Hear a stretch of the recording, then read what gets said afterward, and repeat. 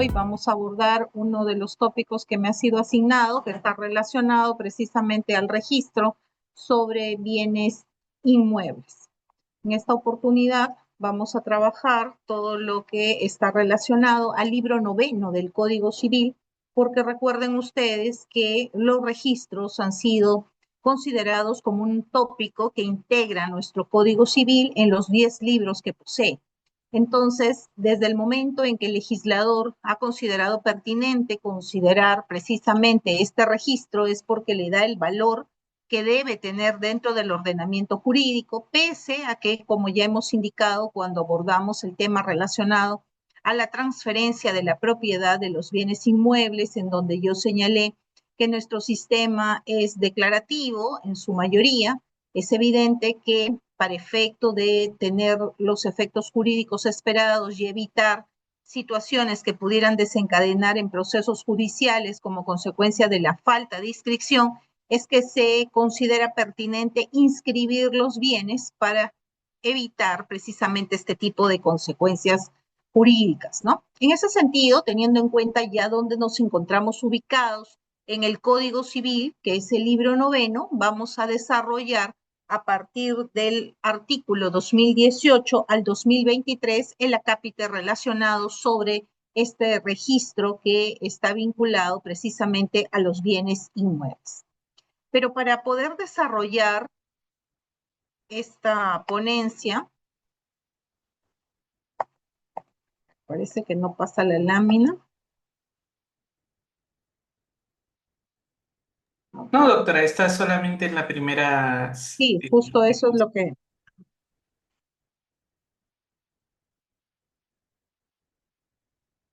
Ya está. Bien, ahí se puede apreciar la Sí, segunda lámina. doctora.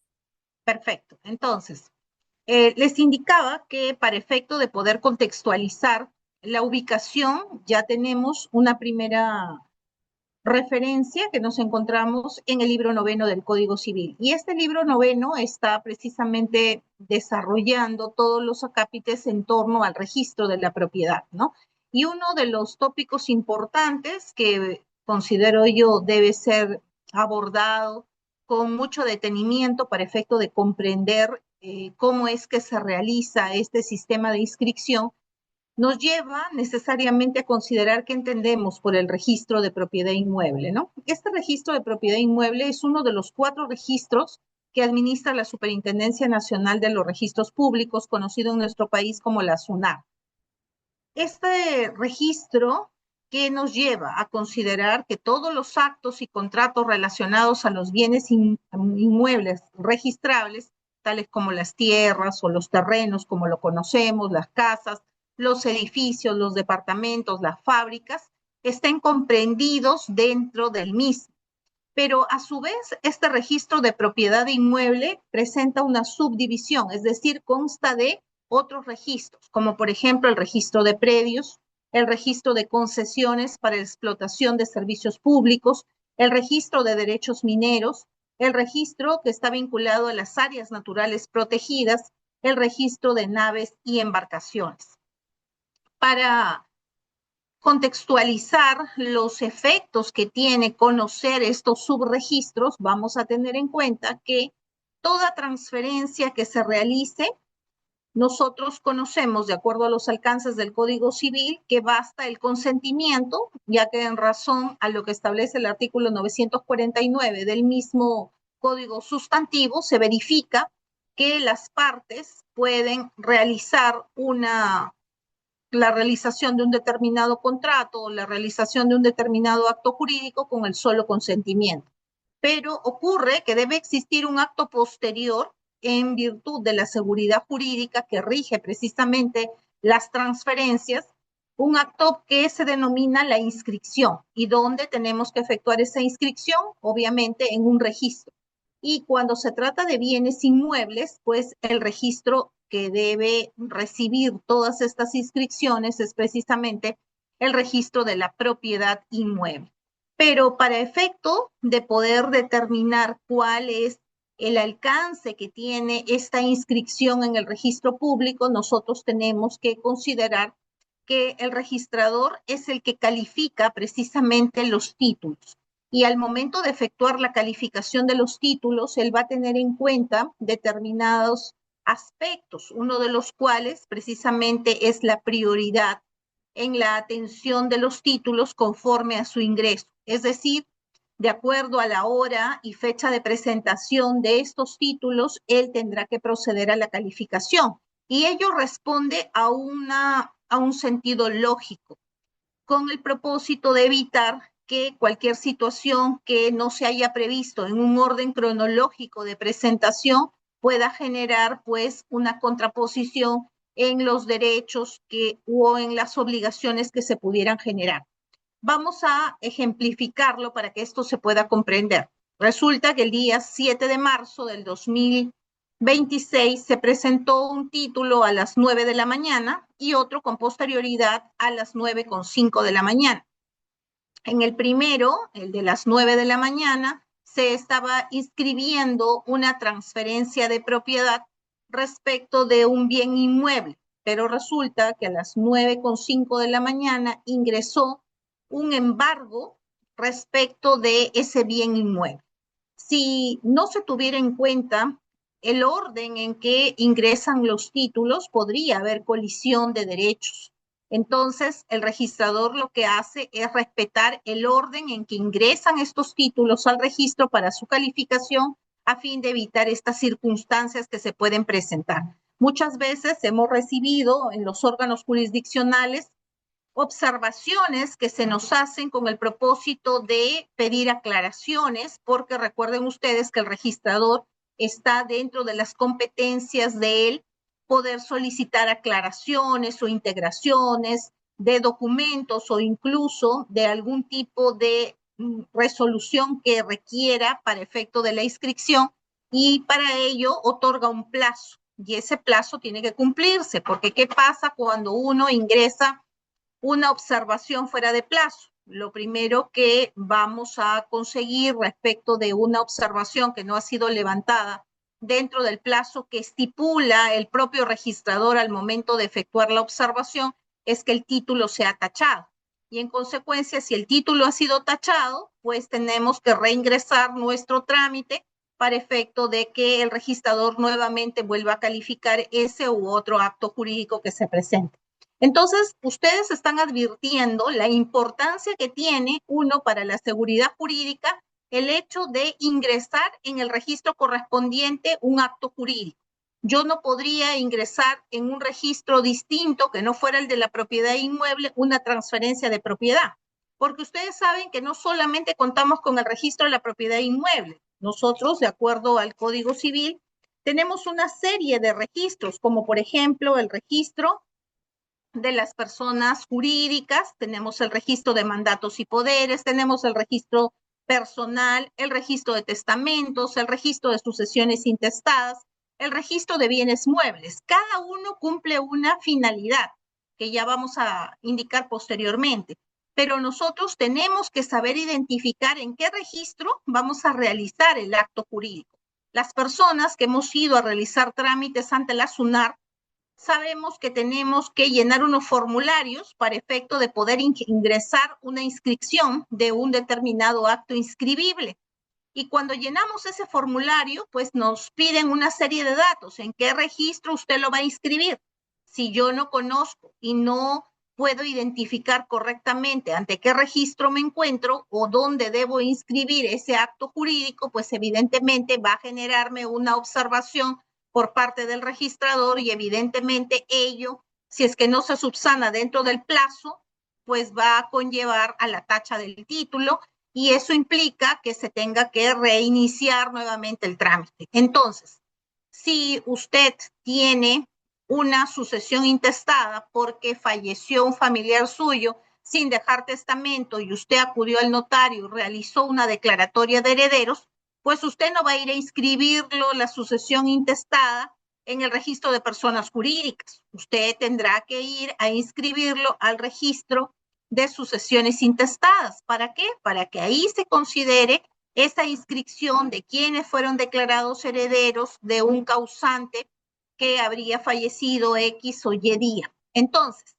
Teniendo en cuenta ello, cada registro cumple una finalidad y el registro de propiedad inmueble lo que tiene como finalidad es precisamente efectuar las inscripciones de todos los actos y contratos que estén relacionados a estos bienes inmuebles que son objeto de registro, como por ejemplo una casa, un terreno, un departamento, una fábrica. Recuerden ustedes que no solo se considera propietario al dueño del suelo, conforme lo establece el Código Civil, sino que pueden coexistir dos propietarios respecto de un bien y sobre eso tenemos que tener cuidado, porque a veces tenemos un dueño que es el que tiene la propiedad respecto del terreno, pero hay otra persona que edificó la fábrica y esa fábrica, si es que no se declara con la persona que realmente es la titular, pues se va a presumir que el dueño del terreno también es el dueño de la fábrica, ¿no? Entonces, muchas veces hemos visto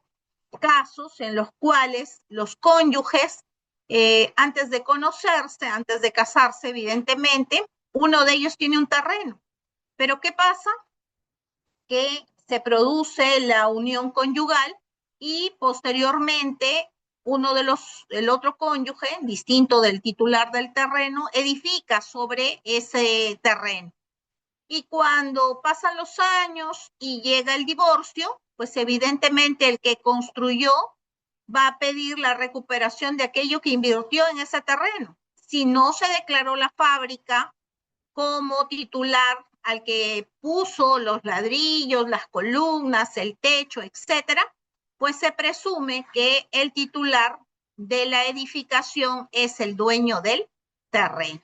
Entonces ahí viene precisamente los procesos judiciales, que como indicamos en una clase anterior relacionada a la conciliación, pues tenemos que evitar judicializar todo, ¿no? Y para eso, evidentemente, lo que corresponde es efectuar la declaración de las fábricas. Por eso es que en el ejemplo se está mencionando que no solo se inscriben actos y contratos relacionados a bienes inmuebles registrables como tierras o como una casa o como un departamento, sino también la fábrica, es decir, la edificación respecto de determinado terreno, ¿no? Entonces, por eso es que es importante que conozcamos este registro de propiedad inmueble y sepamos que así como nosotros cuando nacemos tenemos una partida de nacimiento, también el bien que nosotros adquiramos también tiene una partida registral, ¿no? Que es como su partida de nacimiento. Y a partir de esa partida registral se van a generar actos posteriores que nosotros le vamos a denominar actos de tracto sucesivo, porque se van a dar en una secuencia continuada. En consecuencia, en el año 2005 adquirió la propiedad Soledad. En el año 2010 lo adquirió Walter Espinosa. En el año 2015 lo adquirió Jefferson Jesús. Entonces tenemos que se ha dado una secuencia de actos jurídicos en el tiempo que han llevado a que esa propiedad vaya de titular en titular. Y se entiende que Jefferson es el último titular de esa transferencia. Entonces, ¿por qué es importante saber en dónde encontramos precisamente todos estos actos jurídicos? Porque las partidas registrales son como las partidas de nacimiento para las personas naturales, el inicio o el punto de partida de una propiedad.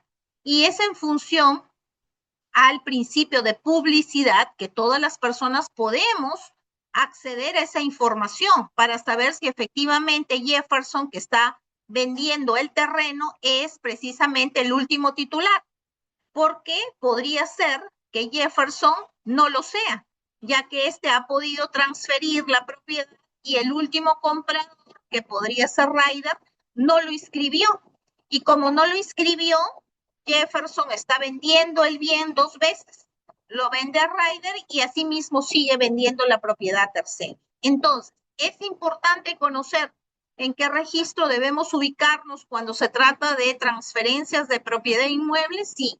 Y para eso nos encontramos en este registro, para saber qué cosa debe ser inscrito. Otro dato importante que debemos desarrollar en esta lámina es el relacionado a la propiedad horizontal. Hemos estado siempre acostumbrados a que las propiedades sean individuales, es decir, las personas antes vivíamos en casas, ¿verdad?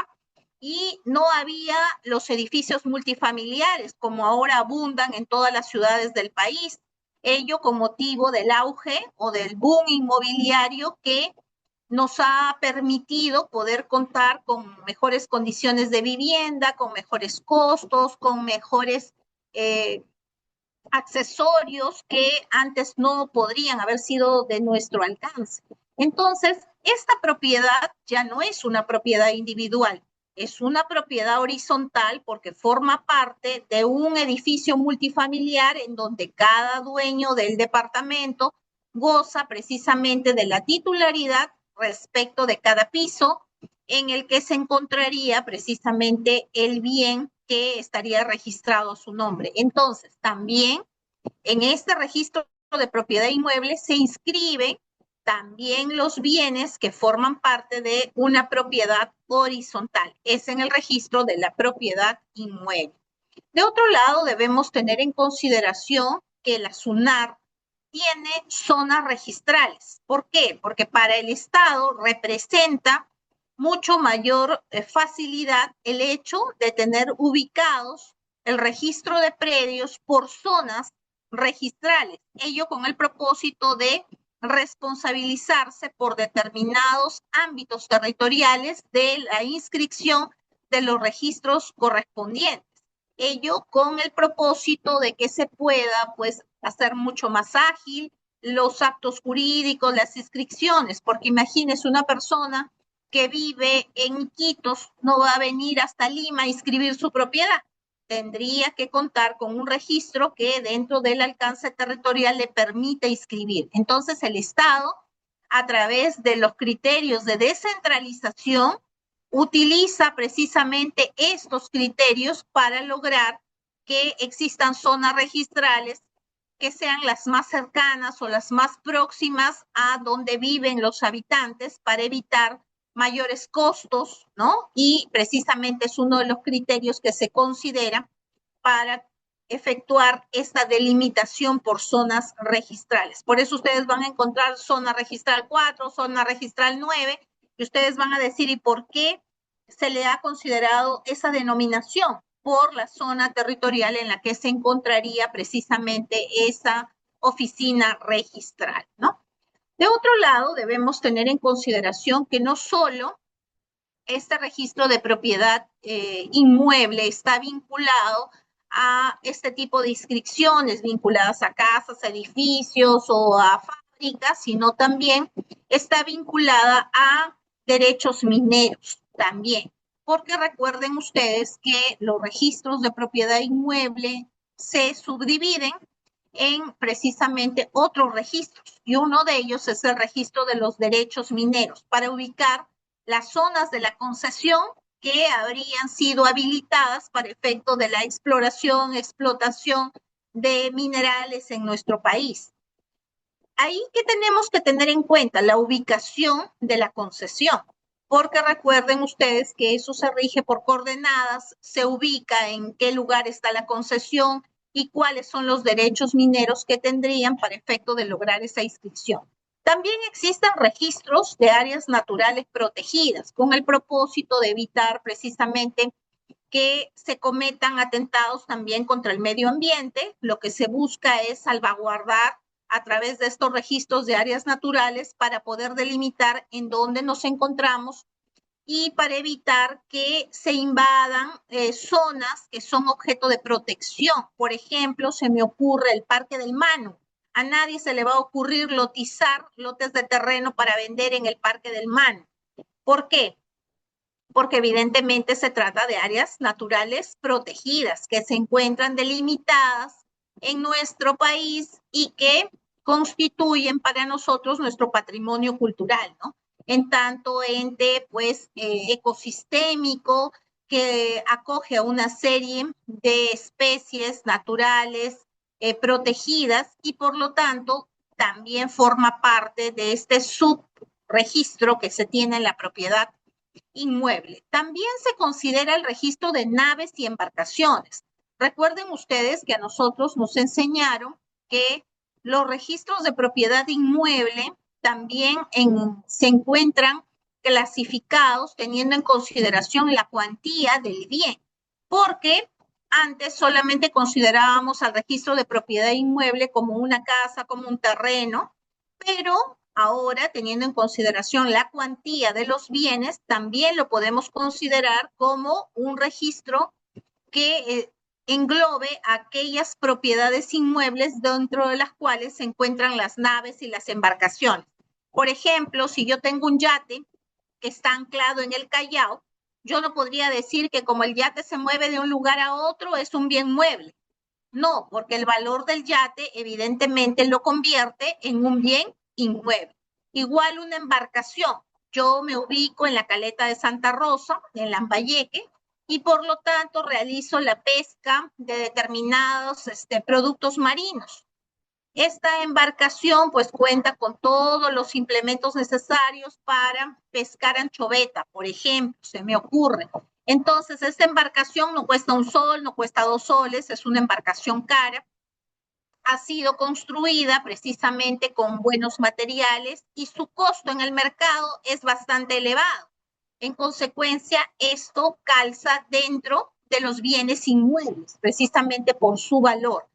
Esto responde a tecnicismos que han sido evaluados oportunamente por el legislador para dotarle de valor a las cosas, ¿no? Y por eso es que nosotros consideramos a los bienes muebles, aquellos que se mueven de un lugar a otro, como un televisor, una silla, una mesa, un escritorio. Tenemos a los bienes inmuebles, que son los terrenos, las edificaciones, las casas, etcétera.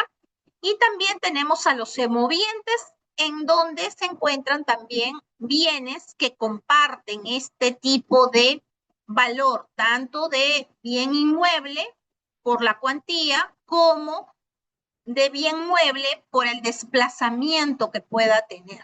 Entonces, las categorías y las clasificaciones de los bienes nos van a tener que llevar a identificar en qué registro vamos a inscribir precisamente ese acto jurídico que involucre a este tipo de bienes. Establecido ello, vamos a analizar cuál es la función que cumple este registro. La función que cumple el registro de propiedad inmueble es revelar el estatus jurídico de los bienes registrados, ¿no? ¿Y por qué se tiene que revelar ese estatus jurídico, ese estatus jurídico de bienes registrados a toda persona? Porque es necesario considerar cuando nos encontramos ante un bien que está inscrito, ¿no? Que otorga seguridad jurídica a terceros, porque recuerden ustedes que no es lo mismo efectuar una transferencia de propiedad respecto de un bien y guardar el documento debajo del colchón que efectuar una transferencia de propiedad respecto de un bien y proceder a su inscripción.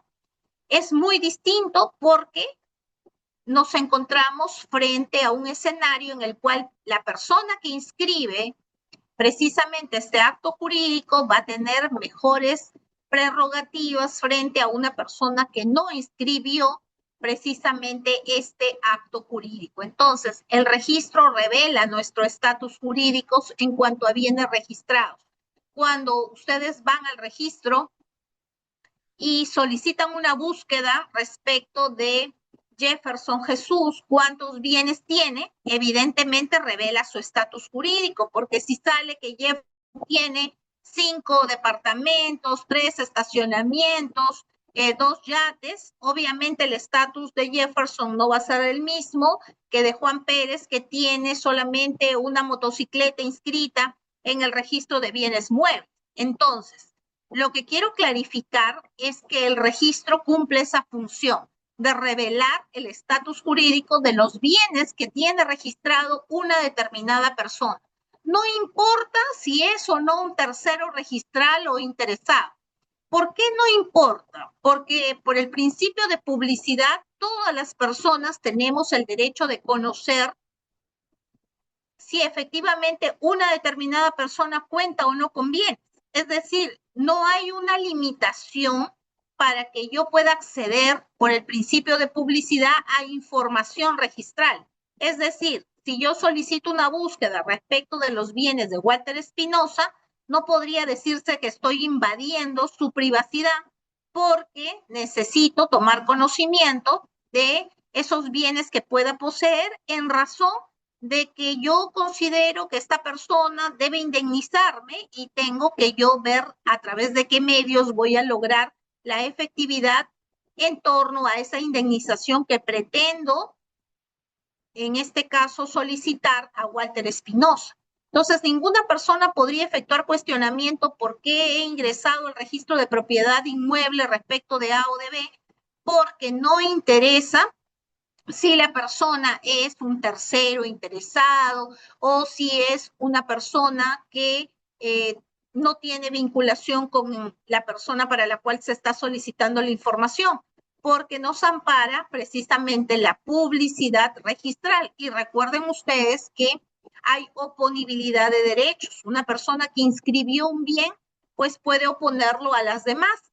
En tanto, tiene preferencia si su inscripción es la primera, porque así lo establece la norma, ¿no? Y ello, ¿por qué se señala respecto a que no importa si es o no un tercero registral o interesado, ya que todos tenemos derecho a acceder a los asientos registrales y a obtener constancia de ellos? Por eso es que el registrador no nos dice, señora, cuando uno quiere solicitar una búsqueda, no nos dice, no, el que usted está solicitando los bienes se apellida distinto de usted, no puede acceder a esa información. Nunca nos han negado. ¿Por qué? Porque precisamente todos tenemos derecho a acceder a esta información. La función de este registro de propiedad inmueble, entonces, busca proteger y asegurar los actos de transmisión y adquisición de los predios. Transmisión cuando yo lo transfiero a terceros. Adquisición cuando yo compro esos predios. Entonces, vean ustedes que la terminología es distinta. Cuando yo transfiero es transmisión, pero cuando yo adquiero es adquisición del predio.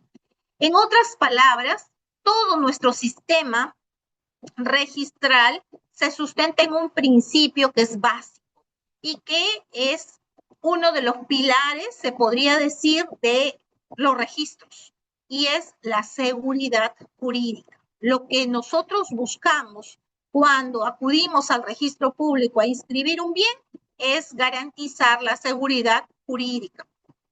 Por lo tanto, si yo quiero efectuar una compra-venta respecto de una casa, pues también habré materializado o habré visibilizado la función que cumple el registro cuando se efectúa este tipo de actos jurídicos. Es decir, esta institución de circulación de la riqueza ha sido creada con el fin de que los adquirentes, aquel que se convierte en dueño o poseedor de una cosa, conserven sus derechos basándose en la publicidad de los actos y sin que alguna circunstancia oculta pueda afectarles. Aquí tenemos que considerar una situación muy básica. ¿Por qué se señala que ninguna circunstancia oculta pueda afectarles? Porque en función a la publicidad registral, nosotros podemos tener el acceso a toda la partida registral respecto del bien que nosotros querramos o adquirir o transferir. En consecuencia, no podríamos decir, no conozco los alcances de esa partida registral o no conozco los alcances y fue objeto de estimación por parte de una determinada persona. No, porque se entiende que el registro es público y que todas las personas acudimos precisamente al registro para poder tomar conocimiento de los antecedentes registrales. Cuando una persona conoce a otra y va a realizar por primera vez una operación con ella, ¿qué es lo primero que hacemos? Preguntar por sus antecedentes. En el mismo sentido, cuando una persona quiere adquirir una propiedad, lo ideal es que esta persona se informe cuáles son los antecedentes del bien que pretende comprar. Porque si no hacemos ello, viene un principal problema, que la persona que nos está transfiriendo nos está señalando que el bien está saneado, que no tiene cargas y gravamen. Sin embargo, luego que hemos conversado con esta persona, acudimos de manera diligente al registro público y solicitamos precisamente el título archivado. Y cuando nosotros solicitamos el título archivado, advertimos en el área de cargas y gravámenes que tiene una hipoteca. Y ustedes saben que la hipoteca es un derecho accesorio al principal, que en este caso es el derecho de propiedad. Y si esa operación se transfiere de una persona a otra, la hipoteca va a seguir a ese derecho de propiedad. Y quien adquiera la propiedad va a llevar esa carga consigo, es decir, la hipoteca. Entonces, si esta persona no fuera diligente y no fuera al registro y verificara si en efecto en el título archivado consta la carga o consta el gravamen y compra, no puede decir posteriormente yo no sabía que la casa estaba hipotecada a favor del Banco de Crédito del Perú, por ejemplo. No puedo yo alegar eso, porque por el principio de publicidad, todas las personas podemos acceder a esa información. Entonces, lo que debemos considerar es que el ordenamiento jurídico le da un trato diferenciado a quien actúa diligentemente frente a una persona negligente. Porque lo primero que nos preguntan es, ¿y usted qué acciones tomó? ¿Y usted qué adoptó como medidas antes de la transferencia? Ah, no, es que yo confié en su palabra, es que se veía buena gente y por eso yo compré. Eso no es un argumento válido. Entonces, teniendo en consideración lo que se ha definido precisamente como función del registro, es evitar que en el futuro se puedan generar conductas que vayan a representar un costo bastante alto para la persona que no actuó de manera diligente. Por eso es que no se oculta ningún tipo de circunstancia y la partida registral, el título archivado y el asiento registral nos van a permitir en ese sentido poder determinar qué pasó desde la primera transferencia que se efectuó, desde la adquisición del bien de manera primigenia. Entonces, por eso es que la función del registro es bastante significativa. Pero esta función está asociada a una finalidad. Eso siempre ténganlo en cuenta. En el derecho, las instituciones o los institutos procesales siempre cumplen una función y también cumplen una finalidad. Cuando inicié las capacitaciones en Udeápolis, siempre comenté que el derecho sustantivo necesitaba necesariamente del derecho procesal para poder hacer efectivo ese derecho sustantivo. Si nosotros no contáramos con el derecho procesal, no habría forma de utilizar de manera idónea precisamente las instituciones que están recogidas en el Código Civil. Entonces, en el mismo sentido, cuando nosotros hacemos referencia a la función que cumple el registro, también tenemos que hacer referencia a la finalidad que cumple el registro, es decir, cuál es el fin que persigue el registro. Y el fin que persigue es brindar seguridad jurídica al propietario y al tráfico comercial. Lo que busca el Estado es garantizar que las operaciones entre particulares se hagan en un marco de confianza, que no existan personas que realicen la transferencia 2, 3, 4, 5 veces, que vayan a ir al Poder Judicial para denunciar estafas, ¿no? Porque lo que busca como finalidad es brindar esa seguridad jurídica a quien quiera convertirse en propietario y que ese tráfico comercial en donde se dan estas operaciones pues esté libre de cualquier tipo de ardida, astucia, engaño que perjudique precisamente la disposición de la riqueza. Garantizando, ¿qué cosa? La titularidad de los bienes, haciendo público los derechos registrados y previniendo fraudes o dobles ventas. En ese sentido, si tenemos en cuenta esta seguridad jurídica, es vital en los ordenamientos jurídicos. Por eso es que ustedes se habrán dado cuenta que cuando existen conflictos sociales, cuando existe caos dentro de un país, los empresarios no quieren invertir. Precisamente, ¿por qué? Porque tienen temor de que no tengan seguridad jurídica, que los contratos no se cumplan, que las condiciones en las que pacten sus contratos no puedan ser cumplidas por la otra parte. Entonces, el país, para que pueda prosperar, necesita de seguridad jurídica, necesita de que se le pueda dar esa confiabilidad a las personas que quieran invertir, esto es, a los inversionistas, para poder, en este caso, realizar actos jurídicos que lleven a cumplir a las partes involucradas. En ese sentido, pues esa es la finalidad que cumple el registro de propiedad inmueble. Pero para abordar los sistemas registrales, que también se me ha pedido que aborde, es necesario que nosotros conceptualicemos qué entendemos por un sistema registral, ¿no? El sistema registral es una estructura organizada que permite tres cosas fundamentales. Primero, la inscripción. En segundo lugar, la conservación. Y en tercer lugar, la publicidad de los derechos sobre los bienes o sobre las personas. Cuando nosotros hacemos alusión a una estructura organizada, esto nos lleva necesariamente a considerar un orden, una finalidad, una función que debe ser cumplida precisamente para que se logren la inscripción, la conservación y la publicidad de los derechos. ¿Sobre quiénes? Sobre bienes y sobre personas. Recuerden ustedes que cuando inicié mi exposición yo señalé que existían varios tipos de registro, entre ellos el registro de sucesión intestada, el registro de mandatos y poderes, el registro de personas jurídicas. Es decir, esta inscripción, esta conservación y esta publicidad no solamente se da sobre bien, porque también se puede dar sobre personas, como en el caso, por ejemplo, de las personas jurídicas, existe un propio registro, o también como en el caso de los mandatos y poderes. Si yo quiero otorgar un poder a una determinada persona, evidentemente yo ese poder, para que surta sus efectos, tengo que inscribirlo. Si yo no inscribo ese poder, no va a surtir sus efectos.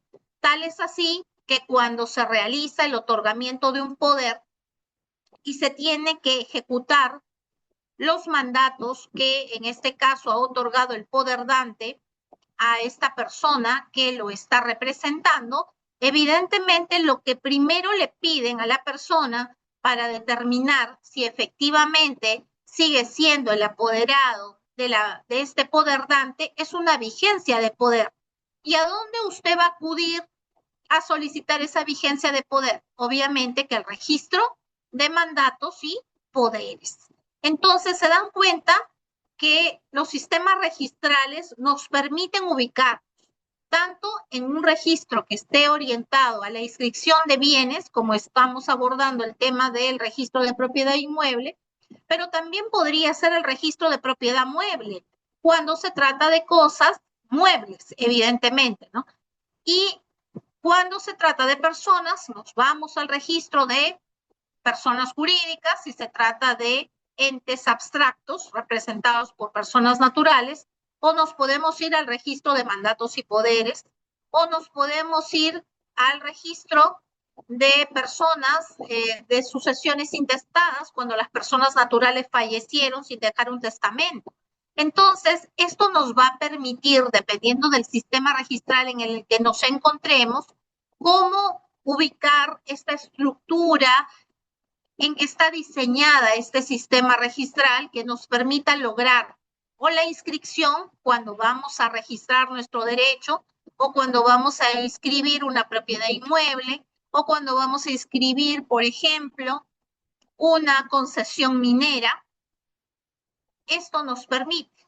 O también en los casos de publicidad, las personas necesitan saber si Juan Pérez tiene bienes que se puedan embargar. Por la publicidad yo puedo acceder a esa información y saber si tiene bienes muebles, si tiene bienes inmuebles, cuánto sería el valor aproximado de los mismos para poder solicitar yo los embargos correspondientes, por ejemplo. O en otros casos, la conservación de los derechos, ¿no? ¿De qué manera nosotros conservamos nuestro derecho? ¿Actualmente esta persona sigue siendo la titular del bien o es que ya dejó de ser la titular del bien? Entonces, todo ello nos va a otorgar precisamente el sistema registral. Pero ustedes se preguntarán, ¿cuántos sistemas registrales existen? Pues sería una pregunta de examen muy interesante a los que quieren postularse como notarios públicos. Pues nosotros tenemos 3 sistemas registrales en el mundo. El primer sistema registral se denomina el sistema de inscripción.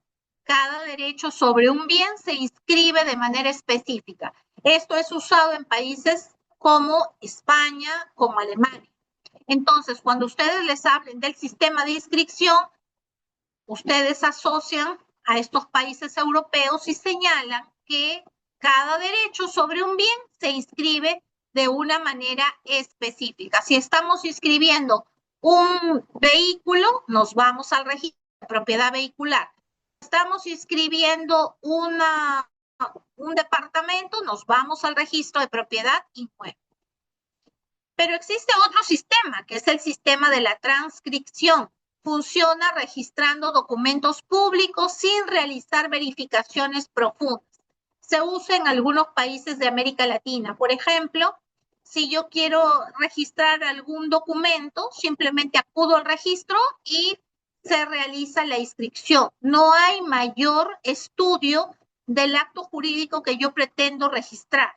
Como ustedes verán, este sistema de transcripción está de manera antisonante, favoreciendo más bien la inseguridad jurídica, porque si no requiere mayor verificación o una verificación profunda, pues se podría efectuar este tipo de registro de documentos sin que otorgue la confiabilidad al usuario respecto de lo que está inscribiendo.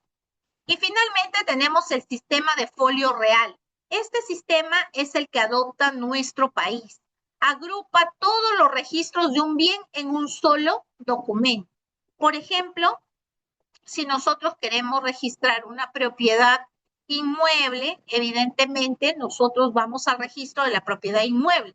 Todos los registros que están relacionados a la propiedad del bien van a ir en ese registro. Nosotros no vamos a considerar, por ejemplo, si yo quiero determinar si esta persona tuvo testamento, yo no me voy a ir al registro de la propiedad inmueble, me voy a ir obviamente al registro de testamentos para saber si efectivamente esta persona dejó un testamento o no lo hizo. En ese sentido, todo lo que esté vinculado a la propiedad va en un solo registro. Por eso se dice que todos los registros de un bien se producen en un solo documento. Es el más moderno, se usa en el Perú y en otros países y pues tenemos que este sistema viene funcionando de manera positiva en nuestro ordenamiento jurídico. Pero ¿cuál es la estructura y los elementos configuradores, en este caso, del sistema registral? Como les indiqué, la estructura del sistema registral se organiza jerárquicamente. Ya les indiqué que el ente rector es la SUNAR, la Superintendencia Nacional de Registros Públicos, que supervisa y dirige las oficinas registrales, ¿no? O las oficinas zonales y los registros especializados. Su función principal es brindar la seguridad jurídica a través de la publicidad de los actos, los contratos, los derechos sobre bienes inmuebles y también sobre las personas. La SUNAR administra los siguientes registros. Por ejemplo, tenemos el registro de la propiedad inmueble, que está relacionada a la inscripción de casas, terrenos, edificios. Los registros de personas naturales, que registran precisamente aquellos nombres, nacimientos, matrimonios que se hayan producido. El registro de bienes muebles está relacionado a los vehículos, a la maquinaria, a los equipos. Sobre este registro necesito hacer una puntualización que es importante. Cuando les indiqué anteriormente que nuestro sistema de transferencia de propiedad era netamente declarativo, eso es la regla para efecto de efectuar la transferencia de la propiedad inmueble. Pero esto no es así cuando se trata del registro de bienes muebles, en este caso de los vehículos. ¿Y por qué ello no es así? porque para efecto de realizar precisamente la transferencia de estos bienes, tenemos que optar por el sistema constitutivo. Es decir, para que yo pueda decir que el vehículo AZO 520 corresponde a Jefferson, yo tengo que haber efectuado la transferencia a Jefferson y proceder a su inscripción en el registro vehicular. Si yo no efectúo esa transferencia y no se produce la inscripción por parte de Jefferson en el registro vehicular con su nombre, la titular del bien, esto es del vehículo antes mencionado, sigo siendo yo. Y obviamente que lo que representa el vehículo como bien riesgoso cause, yo tengo que asumir las consecuencias de ese bien. Por eso es que cuando se trata de registros de propiedad vehicular, ya el sistema de transferencia no es declarativo, es constitutivo, porque se perfecciona con la transferencia que haya sido inscrita en el registro correspondiente. Últimamente hemos tenido un caso bastante mediático a través del cual se ha efectuado precisamente cuestionamientos en torno a la titularidad de un vehículo que habría causado un suceso de tránsito con un deceso bastante lamentable. En ese sentido, si es que no tomamos conciencia de que cuando se trata de vehículos y nosotros transferimos la propiedad del vehículo, es necesario efectuar la inscripción respectiva, pues seremos pasibles de las consecuencias de índole civil que se deriven como consecuencia de los sucesos de tránsito que ocurren en nuestro país. En consecuencia, este registro de bienes muebles está relacionado a todos los vehículos, a la maquinaria, incluyase la maquinaria pesada, a los equipos, y también tenemos el registro mercantil cuando está relacionado también a empresas, a sociedades, ¿no? Ahora bien, teniendo en cuenta ello, es necesario considerar cuáles son los elementos configuradores del sistema registral. Y cuando hablamos de estos elementos configuradores, siempre tenemos que hacer alusión a los principios rectores que guían la inscripción de los actos, garantizando la seguridad jurídica y la publicidad. Cuando ustedes verifiquen un código, siempre podrán notar que en el título preliminar, el legislador, de manera acertada, ha considerado los principios que inspiran precisamente la regulación que con posterioridad al título preliminar se va a desarrollar en cada código. Y es que los principios son los entes rectores que van a orientar a quien esté a cargo de convertirse en un operador del derecho, de poder comprender cuál es la finalidad que se persigue con una determinada codificación. Y en ese sentido, tenemos que tener en cuenta que nuestro código tiene bastante data, es del año 1984, el último código. Recuérdese que en materia civil hemos tenido 3 códigos. El primero, el de 1852, el segundo de 1936 y el último, que es el de 1984, que a la fecha ha sufrido modificaciones de acuerdo a la realidad social cambiante que estamos experimentando. Y también debemos considerar que esos principios nos permiten muchas veces superar los vacíos normativos que esta realidad cambiante nos está trayendo. En consecuencia, cuando a veces el juez no tiene alguna herramienta legal para poder resolver un conflicto que se ha sometido a su conocimiento, tiene que acudir, conforme lo establece nuestro ordenamiento jurídico, a los principios generales del derecho, ¿verdad? También puede acudir a la doctrina, puede acudir a la jurisprudencia nacional, con el propósito de poder dar una respuesta al justiciable, porque no puede invocar algún tipo de vacío normativo. El juez conoce el derecho, ¿no? El jura novit curia, y el juez debe dar respuesta al justiciable, y si no tiene una norma expresa que le permita dar esa respuesta, pues tendrá que acudir a los principios generales del derecho, tendrá que acudir a la doctrina, a la jurisprudencia, para dar solución a ese conflicto.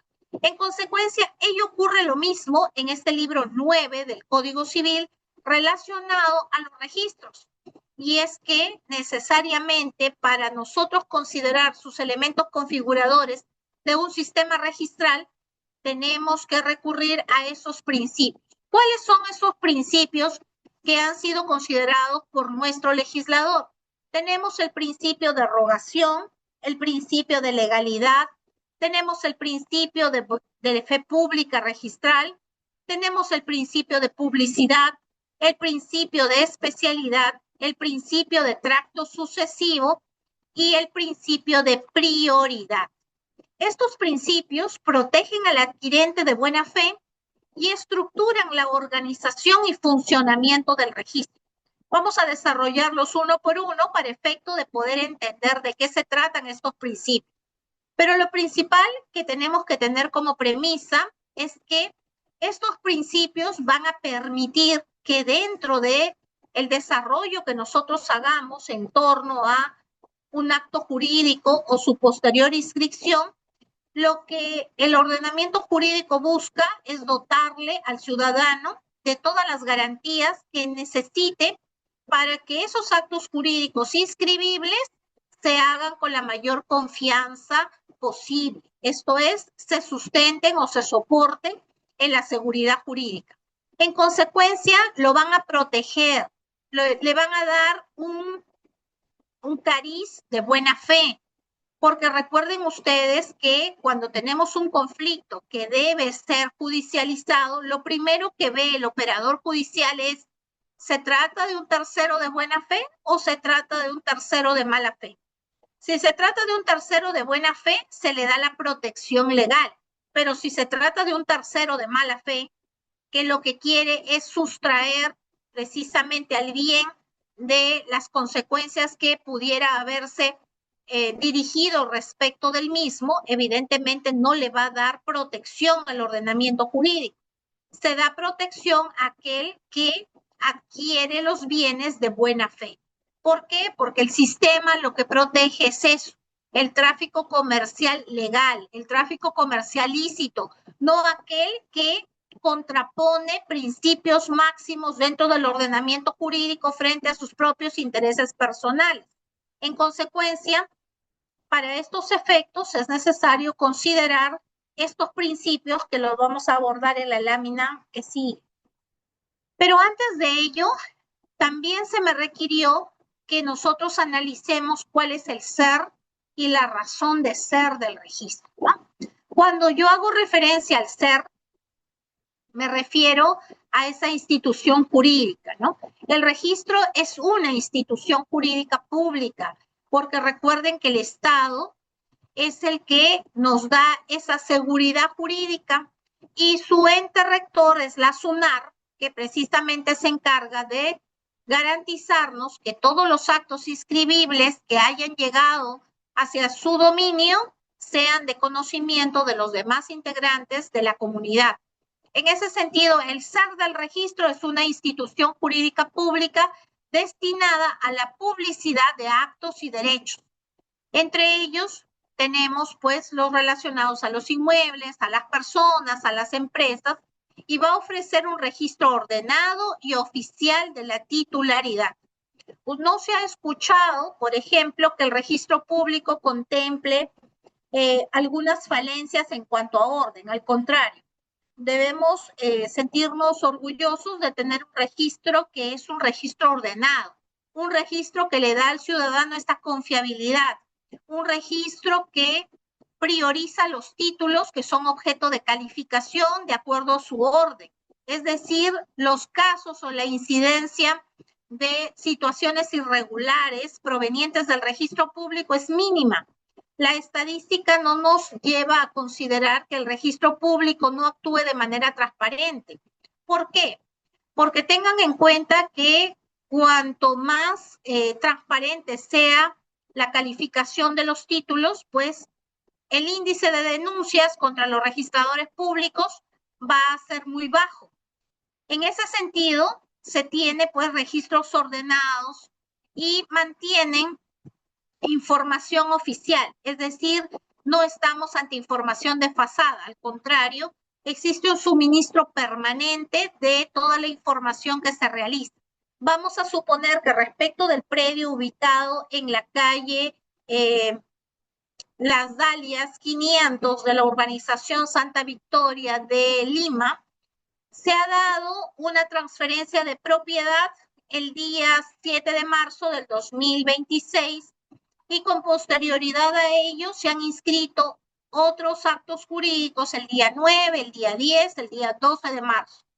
Todos esos actos jurídicos que se hayan dado con posterioridad al 7 tienen que ser ingresados en este orden correlativo, es decir, la información que va, en este caso, incorporando el registro, se da en función a los actos que sean objeto de inscripción. Por eso es que ustedes, cuando solicitan una partida registral, ustedes van a poder ver toda la historia del predio, desde el momento en que se produjo su primera adquisición hasta la última que se haya podido producir. Incluso cuando se inscriben las cargas y gravámenes, en el mismo sentido acontece, porque las hipotecas, recuerden ustedes, tienen atención preferente. Una primera hipoteca se antepone ante una segunda o una tercera hipoteca. Y por eso es que existe un orden de acreedores que tienen una prelación para efecto de poder requerir el cumplimiento de su acreencia.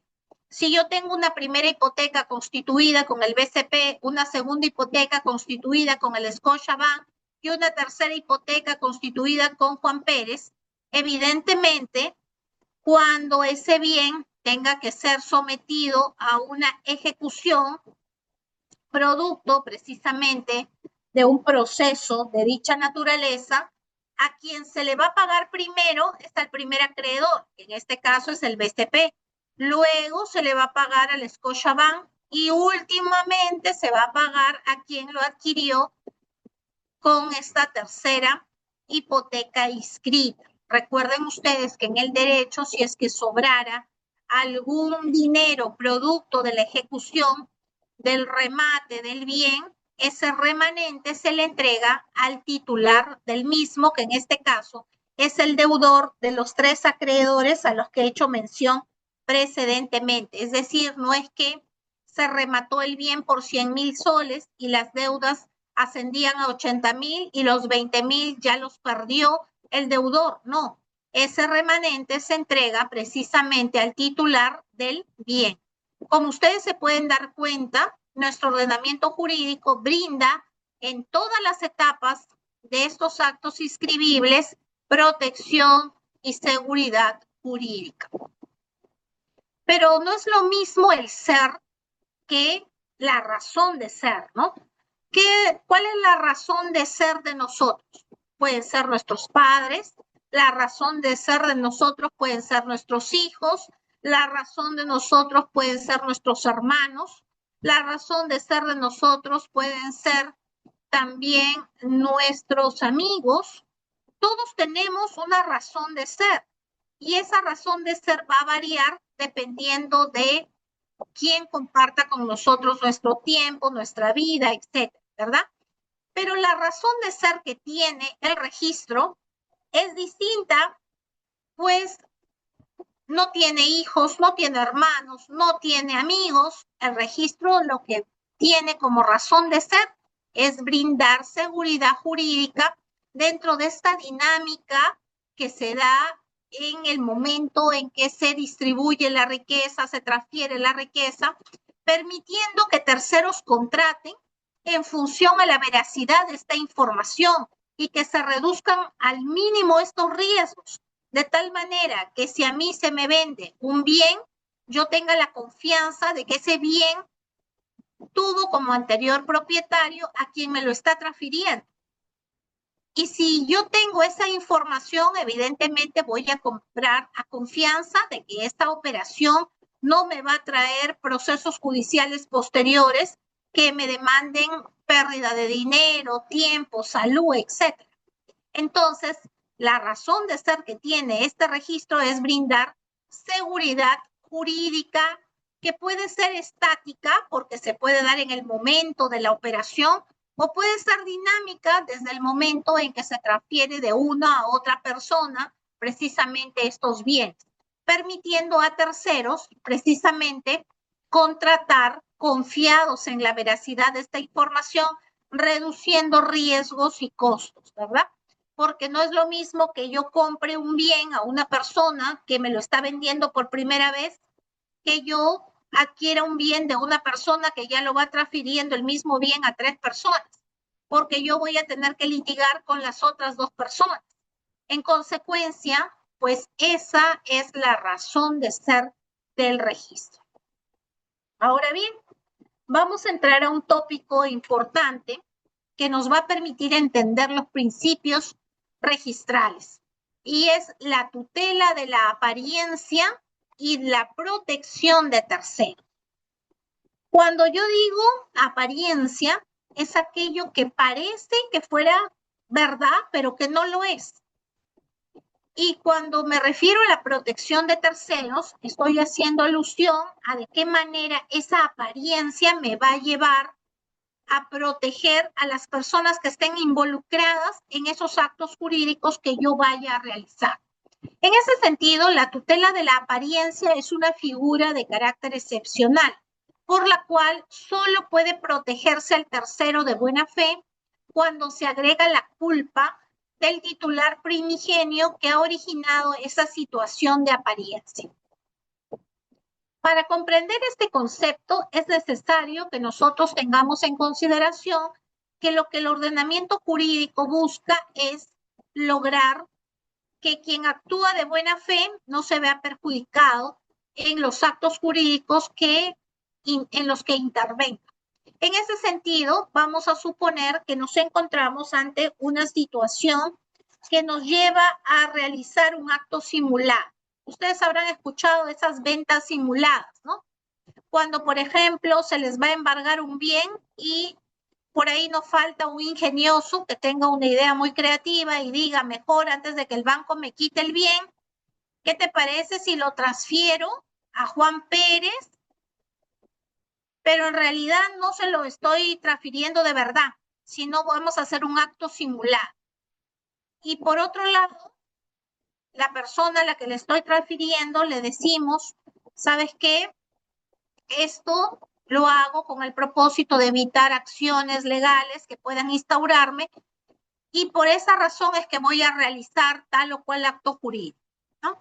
Esta persona se presta a la realización de este acto jurídico y en consecuencia tenemos que en apariencia la persona que habría recibido este bien sería el titular del bien, pero nosotros sabemos que en el mundo real el titular sigue siendo este ingenioso que creó esa forma de eludir sus propias obligaciones.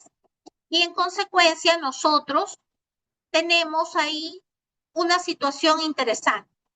La apariencia, quién es el que tiene el derecho aparente y de qué manera vamos a proteger a terceros frente a esa apariencia. Para desarrollar este tópico, la doctrina ha desagregado el mismo en varios supuestos que yo he considerado importante ejemplificar para poder entender. Por ejemplo, hay discordancia entre la realidad y la apariencia.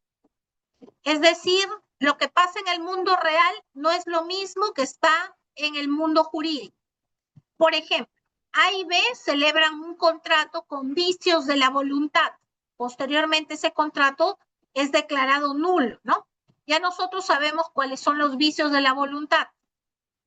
Por lo que cuando nosotros hacemos mención precisamente a la existencia de este contrato con vicios de la voluntad, sabemos que el verdadero titular es A, pero la inscripción señala otra cosa, pues anuncia que el derecho le corresponde aparentemente a B.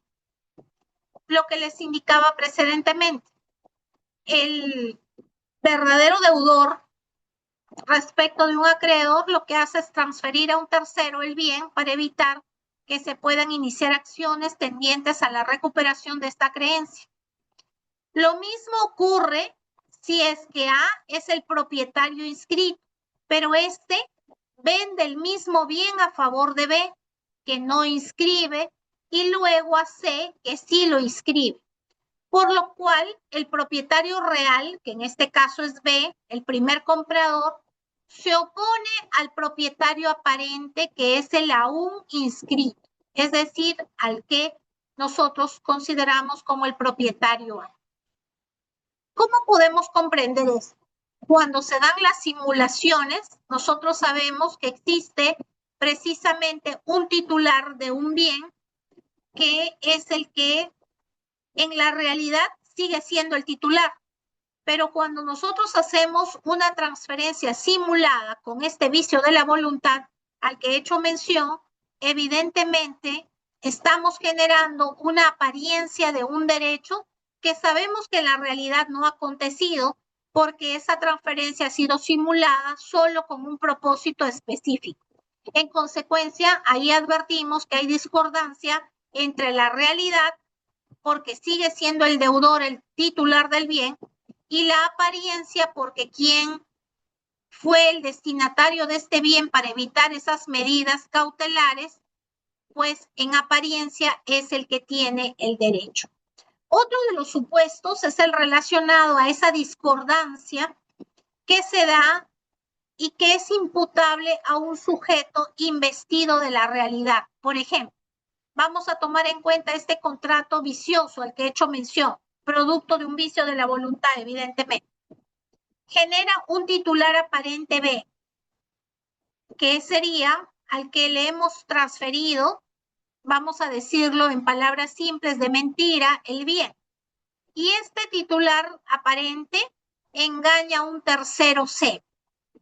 Empero, tal entuerto es causado por A, porque ya sabemos que esto nace producto de un vicio de la voluntad, quien por su error desencadena una apariencia significativa.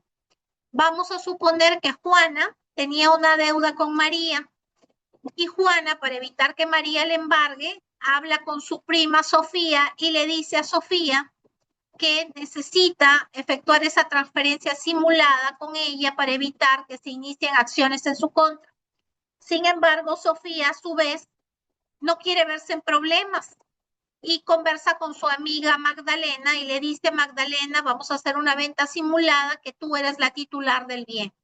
Se dan cuenta que la anterior aparente propietaria, a su vez, lo transfiere a otra persona, que en este caso sería C.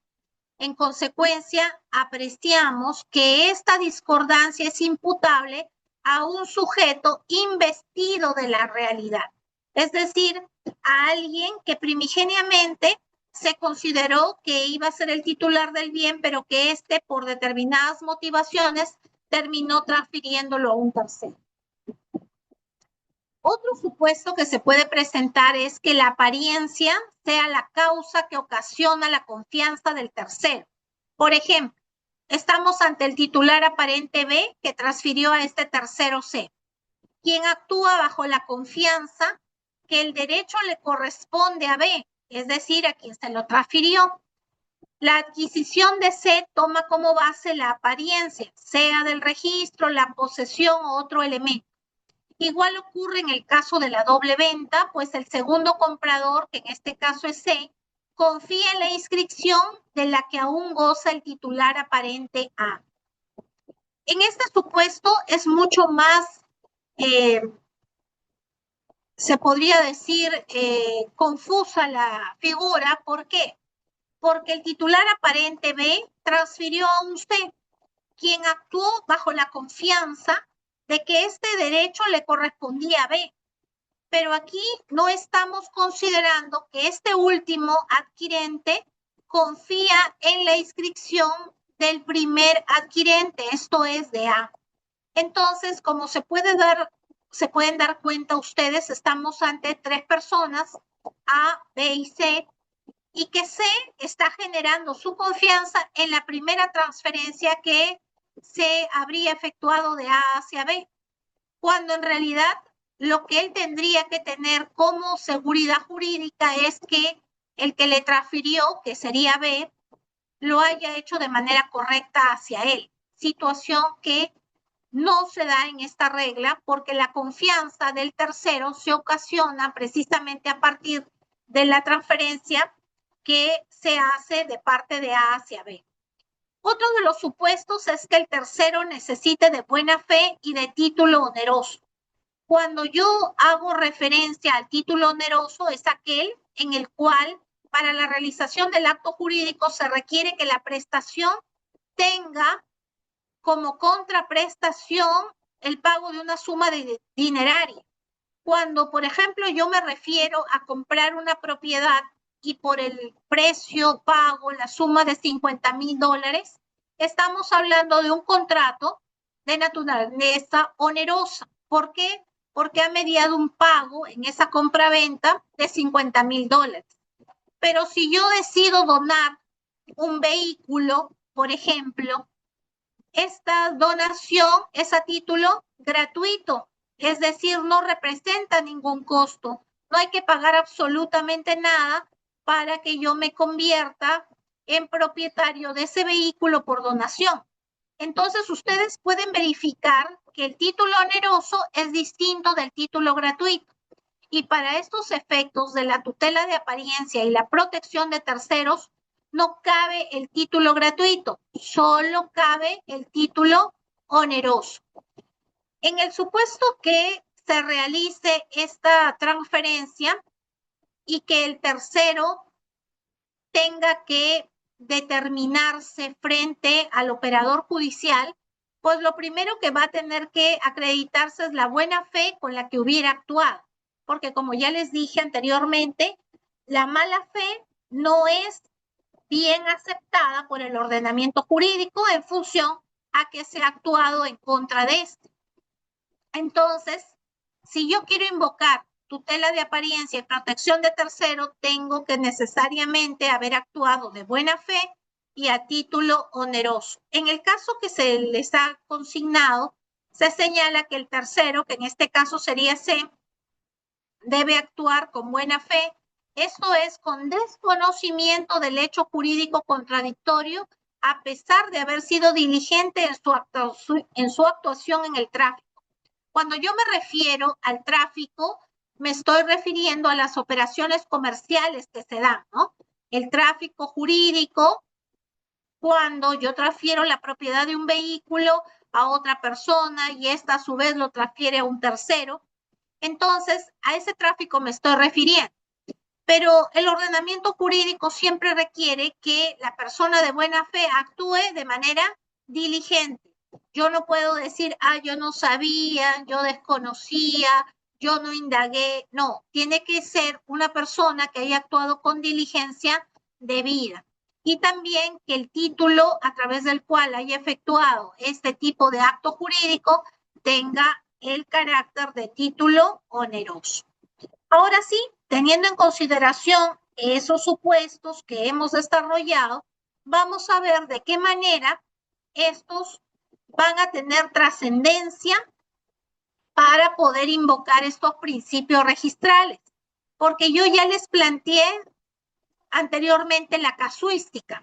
Yo ya les hice el planteamiento en función a los supuestos que se pueden dar de actos simulados, de la persona que actúa de buena fe, de la persona que realiza sus actos jurídicos a título oneroso, también de la persona que aparenta ser el titular cuando no es el titular. Pero para que yo pueda entender esa casuística es necesario que yo tenga un soporte, una base que me permita a mí identificar cuando me encuentro ante un adquirente de buena fe, cuando yo me encuentro ante un acto a título gratuito o a título oneroso.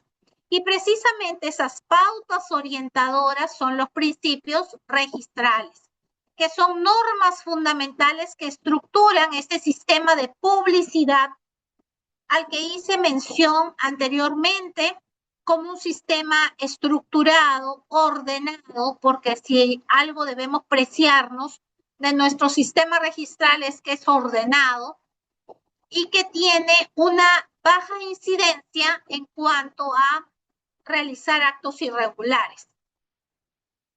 Entonces, si a ustedes les preguntara qué son los principios registrales, ustedes tendrán que decir que son pautas orientadoras, normas fundamentales que estructuran un sistema de publicidad inmobiliaria y de derechos y que garantizan la seguridad jurídica. Asimismo, facilitan la calificación registral, interpretan normas, aseguran el tráfico comercial. ¿Y por qué se señala ello que facilitan la calificación registral? Porque si yo, como registrador, advierto que Valentino está presentando, en este caso, la inscripción respecto de una compraventa y me llena un formulario y en el formulario me pone como motivo de el acto que está pretendiendo inscripción de compraventa, lo primero que tengo que asociarlo es con el principio de rogación. Recuerden que el principio de rogación es el que va a permitir el inicio de este procedimiento registral. El registrador no va puerta por puerta de cada casa de todo el país a preguntarle, Jefferson, ¿tienes propiedades por inscribir? Valentino, ¿tienes vehículos por inscribir? No, lo que nosotros hacemos es acudir al registro. ¿Y cómo acudimos? A través de una solicitud. Y esa solicitud nos va a permitir el inicio precisamente de ese procedimiento registral. ¿Cómo se llama el principio a través del cual se inicia este procedimiento registral? A solicitud de parte, el principio de rogación. Nada es de oficio. El registrador, cuando inicia un procedimiento registral, no lo hace de oficio. Tiene que haber un pedido de la parte que está solicitando la inscripción. De oficio puede realizar otras actuaciones, pero nada de lo que tenga que ver con el inicio del procedimiento registral es de mutuo propio del registrador. Tiene que ser en función a esta solicitud de parte que se presenta. También se señala que estos principios lo que van a permitir es interpretar normas. ¿Y por qué se señala que interpretan normas? Porque precisamente el registrador, cuando tiene todos los actos jurídicos que tiene que calificar en los respectivos títulos, lo que va a hacer es interpretar esas normas y determinar si efectivamente corresponde inscribir una primera transferencia de hipoteca o si primero tiene que inscribir el acto jurídico de compraventa. Entonces, para ello tendrá que recurrir a las normas de la compraventa, tendrá que recurrir a las normas vinculadas a la hipoteca, tendrá que recurrir a las normas vinculadas a la inscripción de los bienes en el registro, tendrá que saber de memoria el libro 9 del Código Civil que está relacionado al registro para poder identificar qué norma resulta aplicable, por qué razón tiene que cuestionar un título y darme un plazo para subsanar, por ejemplo, cuando se presentan observaciones a los títulos y nos otorgan un plazo para poder hacerlo. En consecuencia, esto es lo que hace mención la lámina cuando se refiere a interpretar normas. El registrador interpreta permanentemente normas. Asegura el tráfico comercial. Si yo conozco los principios registrales, voy a garantizar que este tráfico comercial sea fluido, porque yo sabré que el procedimiento registral se inicia con un principio de rogación, porque yo sabré de qué manera se califican los títulos, es decir, cuando estamos ante un título legal o no, ello en función al principio de legalidad, toda vez que el registrador revisa la legalidad de los documentos que se presentan ante él para su inscripción. Si el registrador verifica que un título que se le está presentando sería falso o sería apócrifo, en consecuencia lo que él va a hacer es invocar este principio de legalidad. Recuerden ustedes que él revisa los documentos, efectúa un control posterior al ingreso del documento. En consecuencia, muchos de los delitos contra la fe pública se generan en el registro público, cuando el registrador, al verificar el título, identifica por su experticia generalmente que los títulos pues no serían los verdaderos y que tal vez habrían sido adulterados o habrían sido falsificados. De ahí que ustedes van a encontrar concordancia con las normas del Código Penal cuando se refieren a la falsedad material o al uso del documento público falso, porque estos están asociados precisamente a la calificación de los títulos que se hacen por parte del registrador. También tenemos el principio de publicidad. El registro hace público los derechos, es decir, a través del registro nosotros podemos conocer cuántos bienes tiene Valentino, cuántos bienes tiene Jefferson, cuántos bienes tiene Ryder, de tal manera que nos permita a nosotros conocer esa información que si no contáramos con la misma podríamos ser susceptibles de fraudes, de estafas, etc. Pero también este principio de publicidad genera una presunción absoluta de conocimiento.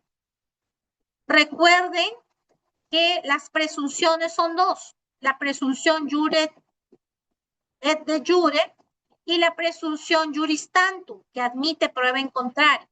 Entonces, en el presente caso, nos genera una presunción absoluta de conocimiento. Para el registro, se entiende que todos conocemos los alcances de los bienes que están inscritos. Yo no puedo alegar, yo no sabía qué bienes tenía Jefferson. No, pues, porque por el principio de publicidad yo pude acceder al registro y pude tomar conocimiento qué bienes tenía Jefferson o si no los tenía. En consecuencia, este principio de publicidad nos va a garantizar que el tráfico comercial sea más confiable. De otro lado, tenemos el principio de legitimación. ¿A qué se refiere este principio de legitimación? El contenido del asiento registral se presume exacto y válido hasta que se demuestre lo contrario. Cuando hago mención a este principio de legitimación, es necesario considerar que todo lo que forme parte de este título archivado, es decir, de cada uno de los asientos registrales de los que consta el título archivado, se presuman que son exactos, que son fieles a la realidad, que son válidos. Si nosotros consideramos ello, entonces vamos a poder entender la necesidad de este principio de legitimación. ¿Para qué existe?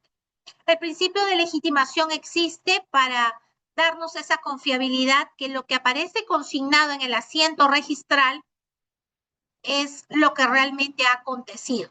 Es decir, que esa hipoteca se realizó en el año 2005 como primera y preferente hipoteca, la siguiente fue en el 2011 y la tercera en el 2016. Nadie podría decir, no, la hipoteca no fue en el 2005 la primera, fue en el año 2004. No. ¿Por qué? Porque el asiento registral determina la fecha en que se produjo esa primera inscripción de hipoteca. Y así sucesivamente en el orden de prelación que ésta tiene. En consecuencia, la legitimación le dota precisamente de todas las garantías para presumir lo exacto y válido, salvo que se demuestre lo contrario, que hubo una inscripción fraudulenta, que el registrador actuó en contra de las normas que le obligaban a realizar la inscripción de manera correcta, etc. Pero mientras ello no se demuestre, se presume exacto y válido. Luego tenemos el principio de fe pública registral. ¿A quién protege la fe pública registral? Protege al tercero que adquiere de buena fe basado en la información registral, incluso si el título del vendedor es anulado, ¿no? Si yo, por ejemplo, desconozco situaciones que se han podido dar entre A y B y yo soy C y adquiero el bien desconociendo los conflictos que podrían haber existido entre A y B, evidentemente soy un tercero de buena fe y por lo tanto se me da protección. ¿Por qué? Porque yo me he basado en una información que se ha generado precisamente por esta publicidad registral. Por eso es que el principio se llama principio de fe pública registral. ¿Qué pasaría si la venta que se habría registrado entre A y B es declarada nula? Si yo adquirí como tercero de buena fe, ¿me van a arrastrar esos efectos jurídicos? No, porque yo desconocía la situación entre A y B. Pero ¿qué pasa si yo no soy de buena fe, soy un tercero de mala fe? Ahí sí los efectos me alcanzan y por lo tanto, evidentemente el ordenamiento jurídico no me va a dar protección. Luego tenemos el principio de especialidad. Cada inmueble o derecho tiene un folio independiente. Es decir, yo no puedo hacerlo todo en un solo documento. Tiene que tener un folio independiente. Por eso, recuerden ustedes, el tipo de sistema que nosotros teníamos es el sistema de folio real. ¿Se acuerdan de los 3 sistemas a los que hice mención? De los que estaban España, Alemania, de los que estaban algunos países de la América Latina y finalmente el de folio real, que es el que tiene el Perú. Entonces, según nuestro sistema de folio real, cada inmueble o cada derecho tiene un folio independiente. Luego tenemos el principio de tracto sucesivo. Cuando hacemos referencia al tracto sucesivo, tenemos que necesariamente considerar que las inscripciones deben ordenarse de manera consecutiva, garantizando la cadena de titulares, es decir, desde la primera adquisición hasta la última. Si es que hubieran mediado 5 compradores, pues tiene que aparecer esas transferencias de manera correlativa, de manera consecutiva, que nos va a permitir de qué forma ha pasado el bien de mano en mano hasta llegar a su último titular. Por eso se le llama tracto sucesivo, porque es una progresión de inscripciones que se han dado a lo largo del tiempo. También tenemos el principio de prioridad. Este principio lo que primero nos hace pensar es quién tiene mayor o mejor derecho frente a otro. Obviamente que esta prioridad puede ser preferente o puede ser excluyente. El primero en inscribir tiene derecho de preferencia sobre otros posteriores, porque la regla así lo dice. Recuerden ustedes que nuestro sistema de transferencia de propiedad es declarativo, ¿correcto? Y solo dijimos que era constitutivo cuando se trata de los bienes muebles como pueden ser los vehículos, porque yo necesito necesariamente de la inscripción para yo dejar de verme envuelta en situaciones que pudieran generarme una responsabilidad civil. En consecuencia, si yo inscribí mi casa en el año 2008 y luego viene una segunda inscripción en el año 2020, ¿quién tendrá preferencia? Obviamente el que inscribió primero, el del año 2008. Todos los derechos que se hayan dado con posterioridad no van a tener preferencia frente al que inscribió primero. De esa manera se cierra el registro a cualquier título incompatible, es decir, aquel que no guarde correspondencia con esa primigenia inscripción. Pero como ustedes habrán podido apreciar, yo he hecho mención a varios términos que consideré pertinente que ustedes tuvieran claro. No es lo mismo hacer referencia a un título archivado que hacer referencia a un asiento registral. Cuando yo me refiero a un título archivado, estamos haciendo mención a un cúmulo de asientos que obran en esa partida registral. Por ejemplo, si a ustedes les preguntan, ¿es lo mismo un título archivado que un asiento registral? La respuesta tendrá que ser no. No es lo mismo el asiento registral porque este es un resumen o un extracto del título archivado. Es decir, estamos hablando de que el género es el título archivado, lo más grande. y la especie es el asiento registral, que es lo más pequeño. Entonces, el asiento registral es un resumen o extracto formal del título archivado que fue precisamente inscrito en un primer término y que es la causa que da origen al asiento. Es decir, el título archivado es primero y luego vienen los asientos registrales.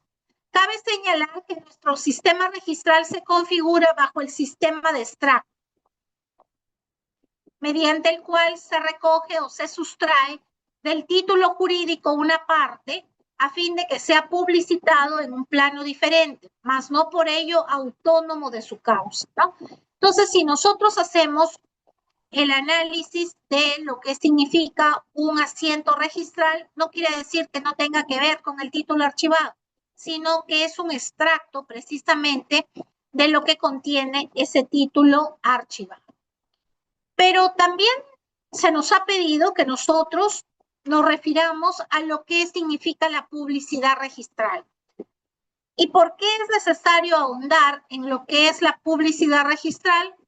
Porque a partir de la publicidad de los actos inscribibles es que se va a garantizar o se va a hacer efectiva la seguridad jurídica. Y si nos preguntaran qué entendemos por publicidad registral, pues vamos a tener que señalar que es un mecanismo que permite a cualquier persona acceder a una información oficial de bienes, que pueden ser inmuebles, vehículos, o personas inscritas en los registros públicos que van a garantizar esta seguridad jurídica. Asimismo, va a facilitar la transparencia al exteriorizar situaciones jurídicas, permitiendo confirmar propietarios, cargas o gravámenes. Entonces, esta publicidad registral lo que hace es permitirnos, a través de este mecanismo legal, acceder a una información oficial que está a cargo del ente rector, que es la SUNAT.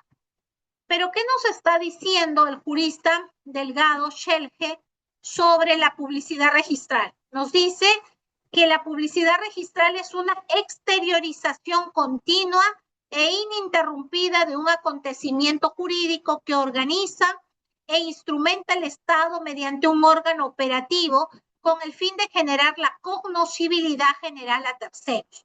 Cuando me refiero a la cognoscibilidad, hago referencia al conocimiento por parte de terceros. Y ya sabemos quién es el órgano operativo, la SUNAT. La SUNAT nos provee de esa información oficial a través de la cual yo puedo saber respecto de bienes o respecto de mandatos y poderes o respecto de sucesiones intestadas que me van a servir para poder yo tomar la mejor decisión con el menor riesgo posible. Hernández Gil tiene un concepto, desde mi criterio, mucho más amplio y mucho más completo, porque sostiene que se debe entender por publicidad registral al sistema de divulgación encaminado a hacer cognoscible determinadas situaciones jurídicas destinada a la tutela de los derechos y a la seguridad del tráfico, añadiendo además que esta publicidad se otorga como un servicio ejercido en interés de los particulares. Si ustedes analizan este concepto, nos dice, por la publicidad registral, no solo tú tienes conocimiento de lo que acontece respecto a determinados actos que han sido inscritos, sino que adicionalmente a eso nos está señalando que lo que busca el Estado con la publicidad registral es tutelar derechos, garantizar el tráfico jurídico y que eso se constituye como un vehículo, como una herramienta al servicio de los particulares. ¿Quiénes son los particulares? Nosotros, los ciudadanos que nos encontramos en el medio social y que realizamos precisamente estas operaciones de índole comercial. Entonces, Hernández Gil completa el ciclo. Nos dice, por la publicidad, el Estado te garantiza seguridad jurídica y se pone a tu servicio para que hagas las operaciones más confiables posibles. Luego tú no puedes alegar que no te dieron las herramientas, que tú no conocías, porque se presume que todo lo que obra en el registro es de conocimiento de todos los ciudadanos. Debe tenerse en cuenta que la publicidad no solo está referida al contenido de estos asientos registrales, sino también a los títulos que dieron origen a la inscripción. Es decir, cuando yo pido un estudio de títulos y me voy al registro público y solicito el acceso a esa información, yo puedo tener acceso a las escrituras públicas, por ejemplo. Yo puedo verificar si la escritura pública otorgó el poder amplio y general a Juan Pérez para poder transferir propiedades de mi difunto padre. Y toda escritura pública presenta una numeración, presenta datos identificatorios del notario, fecha y hora de realización. Cuando yo tengo el acceso al título y verifico la escritura, puedo efectuar la comparación, el cotejo, si efectivamente esa escritura es verdadera, es legítima, si no ha sido objeto de adulteración. En consecuencia, se dan cuenta cómo es que este principio de publicidad nos permite también tener acceso a aquello que dio origen al título archivado, es decir, todos los antecedentes que fueron presentados con ese formulario primigenio al que les decía había acudido, en este caso, Valentino, a presentar su inscripción de una compraventa. Porque Valentino, cuando presenta el formulario y paga el derecho correspondiente para que se efectúe esa inscripción, no solo acompaña el formulario, acompaña la escritura pública y acompaña todos los documentos que permitan al registrador determinar que ha adquirido la propiedad y que se ha acreditado el pago de la suma de dinero que fue establecida como precio de la venta, por ejemplo. Ello con el propósito de que obren en el registro público todos estos antecedentes registrales, ¿no? Entonces, la publicidad nos garantiza precisamente estos derechos, nos permite una secuencia de transmisión de derechos, y esto ha sido recogido ya por la Corte Suprema a través de la Casación 590-2004 Lima, donde desarrolla precisamente de manera ampulosa este principio de publicidad, señalando sus alcances, qué es lo que garantiza al ciudadano poder contar con este principio de publicidad en todo el tráfico comercial. Consecuentemente, no es posible inclinarse a pensar que un tercero se puede encontrar protegido por la fe pública registral solo por observar el asiento registral, que puede representar una realidad distinta a la que efectivamente se inscribió y circunscribirse a esto, puesto que nuestra normatividad postula que el registro es conocido por todos y en tanto la publicidad registral alcanza los títulos archivados, ningún tercero puede alegar el desconocimiento de estos. ¿A qué me refiero? Muchas veces hay personas que dicen, ay, no, es que si pido todo el título archivado, el registro me va a pedir 1,000 soles porque tiene muchos folios. Mejor solo voy a pedir el asiento registral que me está diciendo el comprador determina su derecho de propiedad. Pero ¿qué pasa? Que cuando pides solo ese asiento registral, no estás conociendo lo que hicimos mención anteriormente, que era el tracto sucesivo, ¿verdad? No estamos conociendo la secuencia de los actos inscribibles, no estamos conociendo tampoco quién es el titular de este bien. Y para clarificar precisamente este extremo, cuando una persona solo pide un asiento registral y no pide, por ejemplo, todo el título archivado, pasa esto. Martín compra a Nemesio un inmueble. Martín efectivamente constata mediante el asiento registral que Nemesio es el titular registral y que no existen gravámenes o cargas sobre el bien. Ahí estamos comprendiendo las hipotecas, a las prendas, a las anticresis, que son precisamente los derechos que están vinculados a las cargas o gravámenes.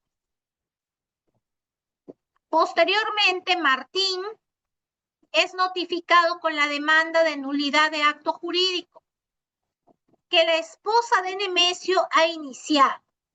¿Qué pasó? ¿En qué momento la compra de Martín se vio afectada? Lo que sucede es que el título archivado que dio origen al asiento registral constataba que la adquisición del inmueble era de ambos cónyuges y por un error y o negligencia registral solo figuraba la titularidad de Nemesio, por lo que la esposa plantea hacer que se respete su derecho, puesto que ella no se encuentra conforme con la venta del inmueble, el cual era su único patrimonio para subsistir.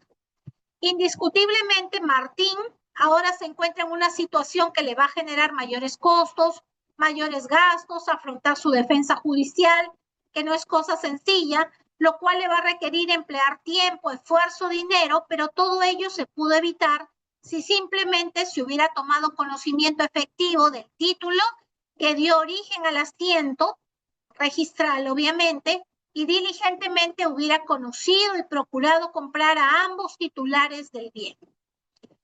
Cuando yo me refiero a este asiento registral, es una pequeña parte de lo que forma el título archivado. Es decir, no me cuenta la película completa, me cuenta solo una partecita de la película. Entonces, ¿qué pasaba en esta pequeña partecita de la película? Se había consignado precisamente que quien estaba transfiriendo era Nemesio, pero lo que no se había consignado, y esto señala el ejemplo por un error registral, es que Nemesio a la fecha en que se inscribió ese bien era casado y por lo tanto los titulares registrales eran dos. Esto es Nemesio y su cónyuge. Cuando Nemesio efectúa la transferencia y se lo vende a Martín, evidentemente actúa a título individual. No va a la notaría a efectuar la transferencia con su cónyuge, sino va solo.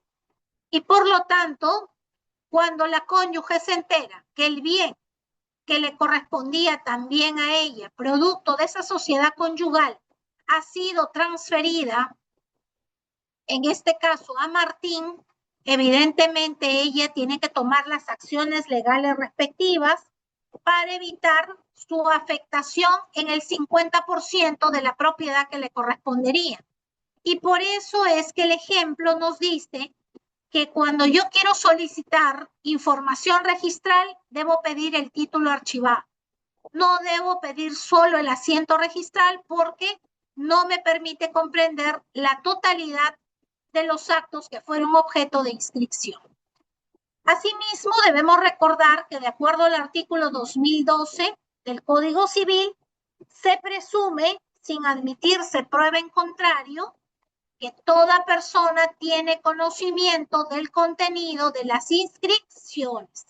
No puedo yo alegar desconocimiento porque la norma ha establecido en el artículo 2012 que toda persona tiene conocimiento del contenido de estas inscripciones. Es decir, estamos frente a una presunción jure et de jure.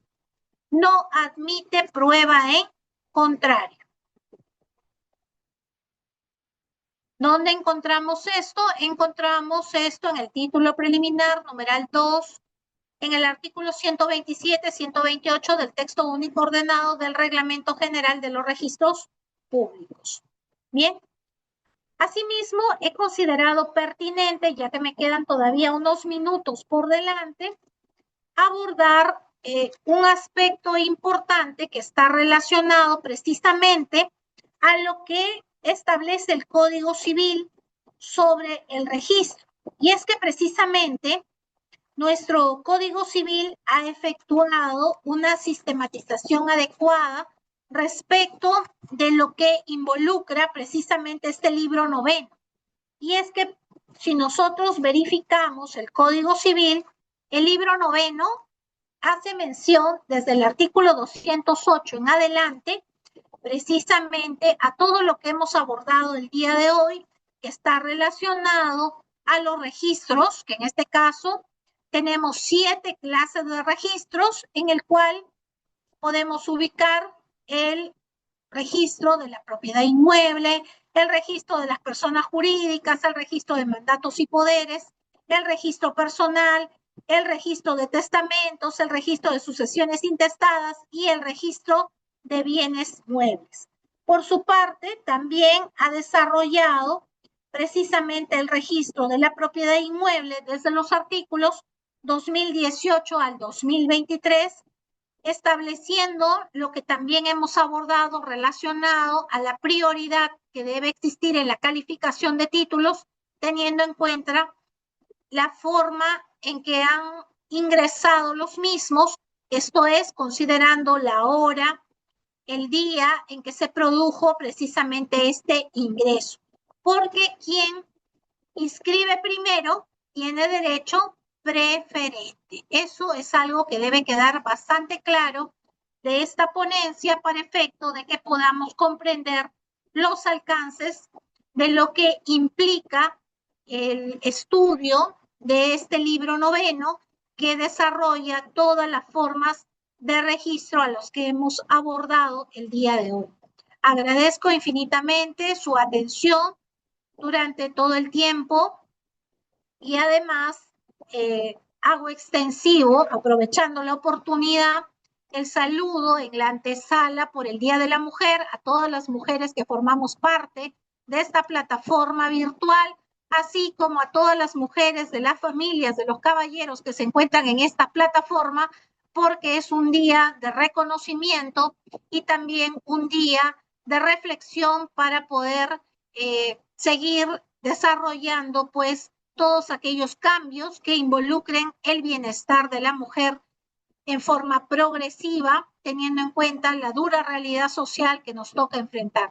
Muchas gracias. Muy bien, doctora, muchísimas gracias y a cada uno de nuestros participantes que están en sala de clase. Vamos a ir a la ronda de preguntas, pero ya saben, cámara activa, debidamente sentados, relacionados al tema, por favor. ¿Sí? Entonces, Stephanie, adelante, por favor, una pregunta. Gracias. Stephanie, activa tu audio. Nuevamente te doy pase. Listo. Sí, buenas noches a todos.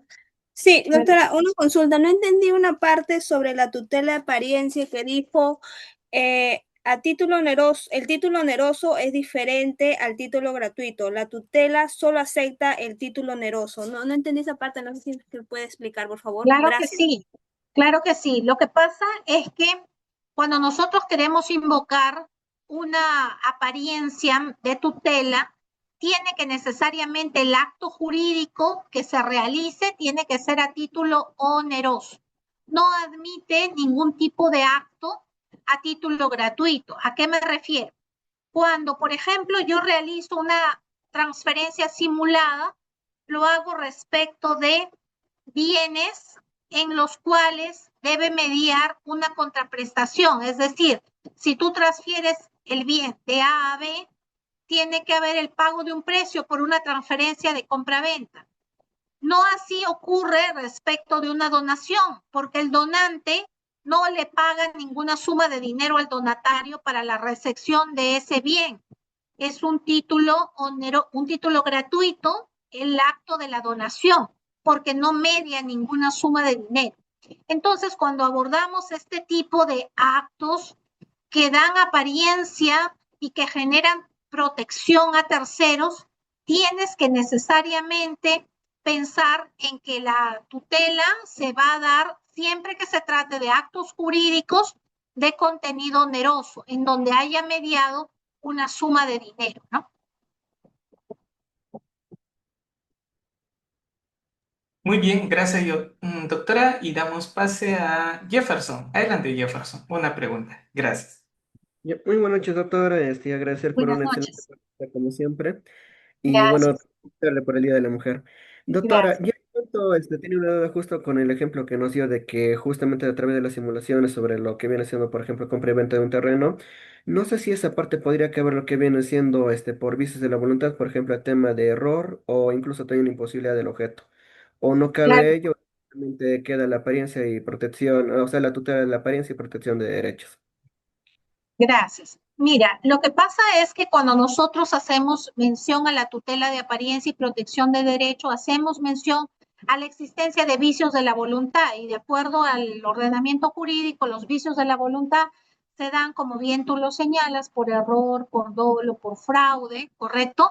Y teniendo en consideración ello, necesariamente tenemos que considerar que aquí no se está realizando un acto jurídico real, si no estamos ante actos jurídicos ficticios, en donde se busca darle vuelta a la ley y evitar el cumplimiento generalmente de obligaciones. Para esa situación es necesario, primero, que se identifique que existió un vicio de la voluntad. En segundo lugar, que se haya dado una apariencia de legalidad a una operación propia del tráfico comercial que haya estado orientada precisamente a evadir el cumplimiento de obligaciones y que solo se proteja a terceros que actúen de buena fe, es decir, aquellos terceros que desconozcan situaciones que se hayan podido generar entre A y B. Por eso es que en el ejemplo que les puse involucré siempre a 3 personas, A, B y C. La venta simulada se hace entre A y B, pero C tendría que ser una persona que desconozca esta venta simulada. Si es que ese tercero desconoce, nos encontramos ante una tutela de apariencia que obviamente se tiene que dar la protección a un tercero. Muy bien, doctora, muchas gracias. A ver, voy a dar pase a doctor Camilo. Doctor Camilo, adelante, por favor. Gracias. Gracias, doctor Reyes. Buenas noches. Doctora Buenas Barreto. noches. ¿Cómo está? Sí, doctora. Doctora, mi pregunta va relacionada ya nos habló usted de la calificación y de las observaciones. Mi pregunta va directo, doctora, cuando se refiere a la tacha sustantiva del documento por contenido, ¿no? Falso, fraudulento, falsificaciones, ¿no? Del acta matriz, ya sea de una asamblea. Doctora, ¿cuál es el efecto jurídico de esta tacha? Y si es posible ejecutar un acto de subsanación de este documento que tiene estos actos fraudulentos. ¿Es posible, doctora, o ya cesa la eficacia del contenido? Gracias, doctora, por su respuesta. Gracias. Efectivamente, cuando nosotros nos tachan un título ya no hay posibilidad de poder subsanar. ¿Por qué? Porque la calificación lo que hace es que el registrador nos dé la oportunidad de poder subsanar esas observaciones que él ha detectado. Pero, ¿qué pasa si transcurrido el plazo que otorga el registrador, yo no subsané esas observaciones? Uno, porque no me alcanzó el tiempo.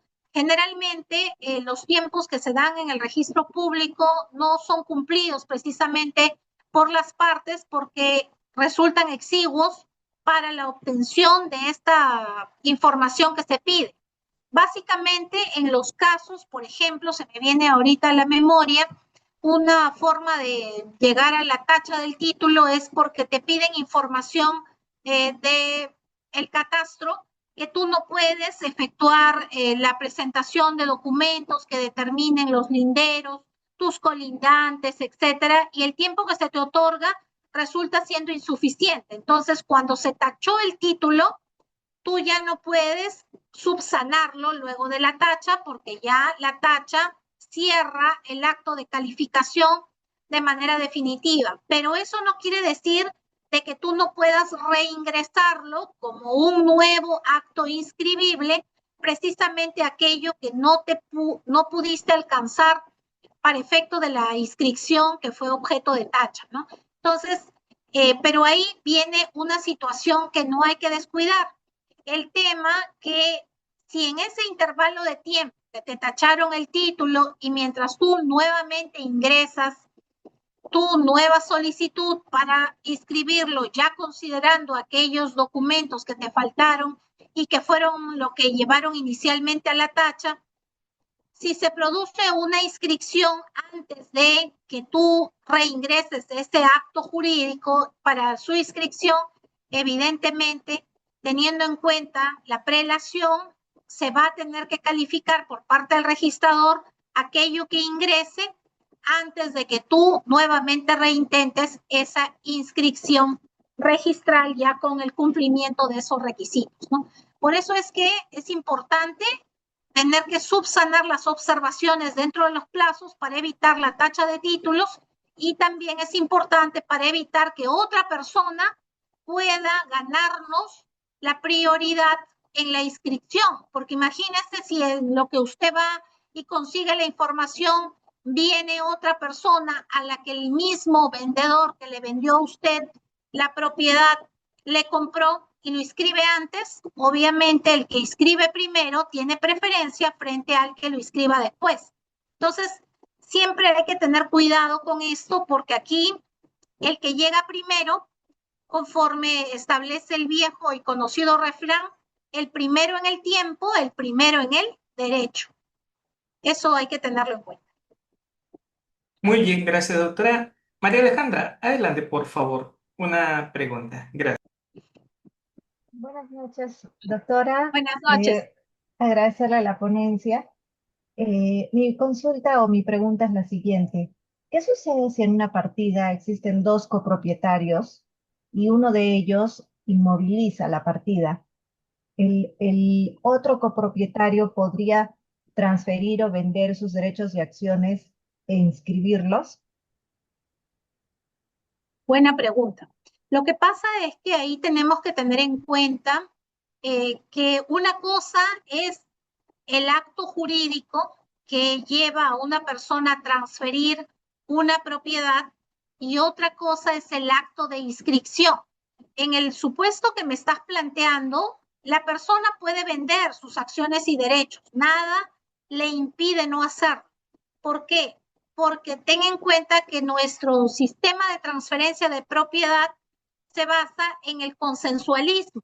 Basta el solo consenso de voluntades para que se transfiera una propiedad. Pero ¿qué pasa? Para efectos registrales, si hay una inmovilización de la partida registral, evidentemente la inscripción no se va a poder concretar en tanto no se levante esa inmovilización. Entonces el obstáculo lo va a encontrar ahí en la inmovilización. Pero el hecho de transferirlo lo puede hacer perfectamente porque no necesito yo para transferir un bien inscribirlo, sino que está basado en el consenso en virtud precisamente a nuestro sistema de transferencia.